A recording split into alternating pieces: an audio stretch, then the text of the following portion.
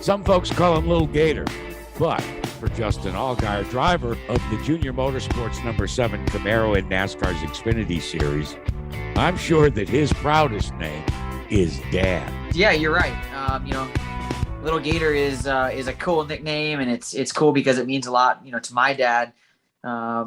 With him being Big Gator, me being Little Gator, but on top of that, yes, I would say Dad is probably my favorite name of the game right now. ESPN, and pardon the interruptions, Tony Kornheiser once said to me, and he's not a race fan, Justin, that there are only 2 sports that are passed on in terms of popularity and interest from one generation to the next, and that is baseball and auto racing. You benefited from that. Tell my listeners just a little bit about your racing connection, your dad's connection, and how all of that created your desire to become a race car driver. Yeah, you're 100% right with that sentiment, that it is kind of a passed on love. I think that there are a lot of fans that have jumped into our sport and have fallen in love with it. But it's something that for me, I didn't really have a choice. My parents have well, first of all, my parents are a little older than, normal parents of somebody that's my age. So my parents are in their mid 70s, and that's good and bad. Right. So yep. My parents tried for years to have children. They were always told that they would never have children. And luckily later on in life, they were able to have children. And I'm the lucky one that they were able to have. And through that, though, what that allowed them to do was really focus on their business. My dad is, so I actually just heard this, and I'd never heard this before, but, everybody always uses the jack of all trades, master of none, right? That's always the statement that people that make. I didn't know that there was more to that statement. But it's a jack of all trades, a master of none. A master of one is better than, now I'm screwing it up. Master, I don't know. Anyways, basically saying that, it was better to have a lot of different things in your life than just one. And my dad's done that. So he was a candy man. He was a Mac tool salesman. But most importantly, he was a race tire salesman and a racing part salesman. So my parents were going to the racetrack each and every week, and they were, selling tires and parts to the racers around home in Illinois. And when I was born, that's what they did. That was where their time and energy was spent, is, taking care of the racers and being at the racetrack. And, it grew to a point of where my dad was actually the tire distributor for, still is the tire distributor for Hoosier Racing Tire for the entire Midwest. But we also used to be the exclusive tire distributor for the ARCA Racing Series, which is now owned by NASCAR. Yeah. So I grew up going to NASCAR races, to ARCA races, not knowing that was not normal, right? Right. I just thought that was what everybody did. And so I wanted to be at the racetrack. I wanted to be around it and wanted to be racing myself. And what's kind of ironic is, Hoosier took that business internal, and they actually took over that side of things internally, because it had grown to a place of where it had gotten bigger than one distributor taking care of it. And that's what allowed my dad to really focus in on, my racing and help me and be at the racetrack with me and be a part of it. And, they say the rest is history, and that's a good thing for me.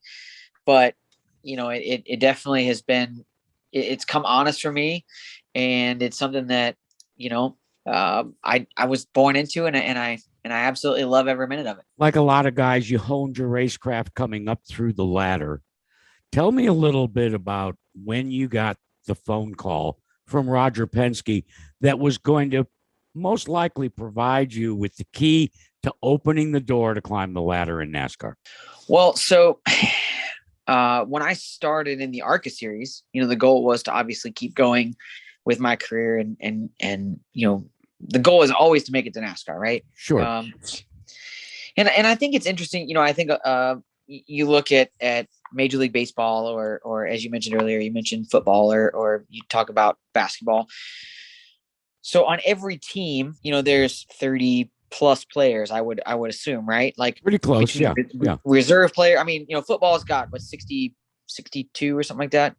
every sport's got a number that they go to, right? And racing is very interesting because it's only one, right? So each car only has one driver. Now, granted, there's mechanics and there's engineers and there's people that work on the cars, but from a driver's standpoint, which is where I wanted to be at, there's only one. I think that the likelihood of getting there is a little different because, I grew up playing baseball and soccer and, all these other sports and was able to be a part of that and do it relatively easy and very cheap when racing was not that way. Racing was, very expensive. I literally was out, selling sponsorship my race car at 5 years old. That's Wow. honestly got true. That my very first sponsor when I was 5 years old, my dad was like, listen, if this is what you want to do, this is, we don't have the money to support racing. So if this is what you want to do, you're going to have to be the one that's out there doing it. And that was what started all of it. But anyways, we get to the ARCA series. We were way out of our element as far as just understanding, knowledge, money. I wasn't in Charlotte. I was in Springfield, Illinois. So, well outside of the realm of what happens in the everyday of the NASCAR world. And we didn't have access to all the equipment and the people and the personnel. But I had a really good friend, Kenny Strader. And I know Kenny Strader. Oh yeah, Jack, very well. an insanely good person, and a lover of the sport as a whole. It doesn't matter if it's got 2 wheels, 4 wheels, if it's in the water. I think he'd drive about anything. But Kenny Strader actually gave me a car. Let me borrow a car and said, here, go use this and see what comes of it. So we did that. Ultimately ended up winning a few races. And so in 2008, we were at Pocono, Pennsylvania, and I met a gentleman through a friend of a friend on my way to driver intros. I was late, which was a pretty common theme for me. I was trying to get the driver intros. And I was late. And I met this gentleman, told him I needed to go, and I apologized. And I went out to the starting grid, made it in time, ultimately won the race that day.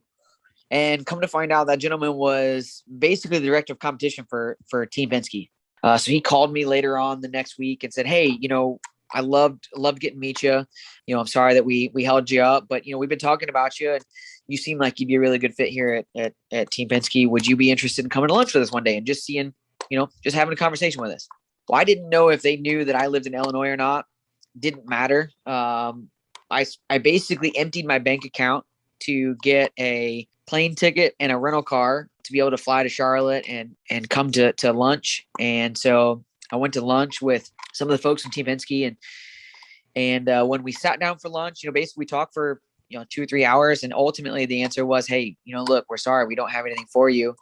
We're not really sure what the direction we're going to go is, but we appreciate you coming to lunch with us. And I'm sure you can imagine, I was devastated because I was thinking that this is going to be my all-time great opportunity and things were going to work out, and they didn't. And so about 2 weeks went by, I got a phone call.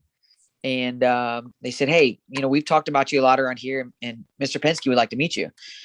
We're all going to be in Chicago together for the IndyCar race and the ARCA race. They're going to be there on the same weekend. Would you be willing to stick around a Sunday to meet Roger Penske? And didn't take you long to answer yes to that, did it? It did not. No. And I think being a student of the sport, knowing what he's been able to accomplish and what he stands for, probably more than anything. That was an easy decision. And so I went to the meeting with him the next day, and I actually had gotten a contract from a really from a smaller Xfinity Series team at the time that was interested in maybe doing something, and they had wanted me to sign the contract. They were actually wanting me to sign the contract the Friday before I met Mr. Penske on a Sunday, and I said I need to hold off on this. And so when we sat down in the meeting, I had a great meeting with Roger and really loved having that moment and getting to know him a little bit. And I said, listen, I don't want to mess anything up here, but here I've got this contract. And I said, if you're in my situation, you need to understand, like, I don't have anything. I'm not going to be able to finish out the end of the ARCA series this year. And I don't have anything going forward. And this is on the table, and they wanted me to sign on Friday. I held off to come see you. I just don't know what to do. And he said, give me 24 hours. And ultimately Monday, I flew to Detroit, Michigan. He sent a plane to pick me up. We sat down in his hangar in Detroit, Michigan, and laid out what would eventually be my contract. And I pretty much committed to going to Team Penske that particular day. And that's the ship that's kind of guided my path. Obviously, I'm not still there, and things have changed a lot since then. But really, really fortunate to have driven for the captain and been a part of that organization, and obviously that's led me to a lot of really cool things in this sport, and still able to do it today. We continue with my conversation with Xfinity Series driver of the number 7 Camaro, Justin Allgaier. Your career, like almost any other driver, Justin, has not been without some exit ramps and some tests of your mettle and your passion for this sport. How important has your faith been to keep your eyes focused going forward? Oh, more than you know. I think the funny thing about life is, when you are a believer in Christ, right, you have this understanding, I guess, maybe not an agreement of, but you have an understanding that nothing is promised, right? And the things that we want to see happen here on earth aren't necessarily always in line with what God's plans are for us, right? And that's okay. For me, in that moment, let me just start by saying this. So the moment that I told you about in Pocono, when I met this gentleman that week, so that was my birthday week. There's a lot of things that were going on, and my dad's birthday present to me, if you will, was telling me that we were out of money and that we were literally going to have to pack up shop and be done racing unless something were to happen. And the end game of all of this is that that's obviously not what happened. And I was able to get an opportunity and go and carry on my dream. But every time that I've kind of gotten to the point in my career where, things are looking like, hey, this is the end of the road. This is where it all stops. I've had to look myself in the mirror and say, okay, if today is the day, right? If this is the last hurrah, am I okay with that? Can I accept the fact that I'm done, right? And every time I've basically prayed about, hey, you know what, if this is it, if this is where I'm at, right, and this is your plan for me, I'm good with that. And if I need to walk away today, I'll walk away today. Every time God's opened a door that's led me down a path that maybe wasn't what I thought was going to be the case, but that path has always been there, right? And I'm not going to tell you that forever it's always going to be in racing, because there's a good chance that at some point that path is going to change and it may not be in racing. But it's I've been lucky that I've been in this sport for a long time, and God keeps providing places and people. And one of the biggest ones for me has been Rick Brandt. Obviously, if you follow my career at all, you've seen me drive that bright red Brandt professional agriculture machine, and that's been a huge part of my career in the last 10 years. And it's a kind of a cool story. Didn't know Rick. We grew up opposite sides of Springfield, Illinois, and didn't know him, didn't run in the same circle, didn't know anything about their company really. And I met his aunt. I actually got to go to their offices and meet his aunt a couple of years before I ultimately ended up meeting Rick, and got to know her a little bit. And then, years later, two people kind of put us in connection, and was fortunate enough to meet Rick at Gateway at the race down there. And I guess the rest is just history. It's things have worked out for them to be a part of my racing program and be a part of my career. And I wouldn't change that for anything. So, every time I'm not going to say that I question God, but I give myself the opportunity to say, hey, is this it? Are we done? Or we keep going? Those doors have opened, and it's been a major part of who I am today. In this sport, it's really easy to kind of feel like, and I think the sport of auto racing kind of has a way of making you feel like you're more important than you really are. I know that sounds kind of crazy, but a lot of drivers tend to have that feeling that, hey, this is me and I'm doing all this, and in all reality, it's not me.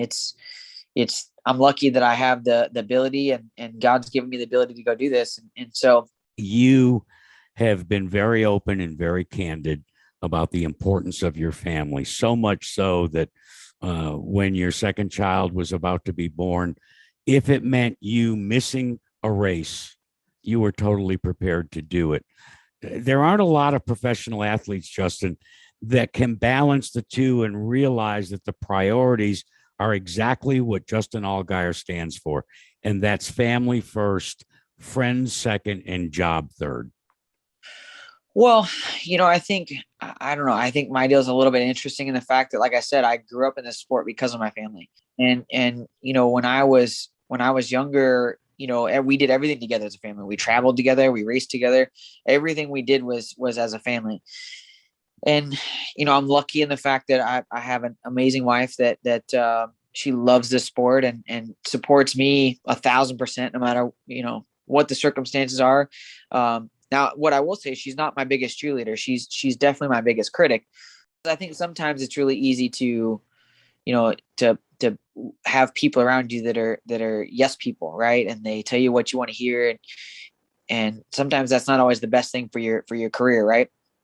And so my wife has been a huge part of what I do, and a huge supporter of me, and my parents and my in-laws. We do this as a family, and so for me, it's always about making the most of the family aspect of it, and being there and being a part of it, and them supporting me, and so I wouldn't be here if it wasn't for them. I wouldn't.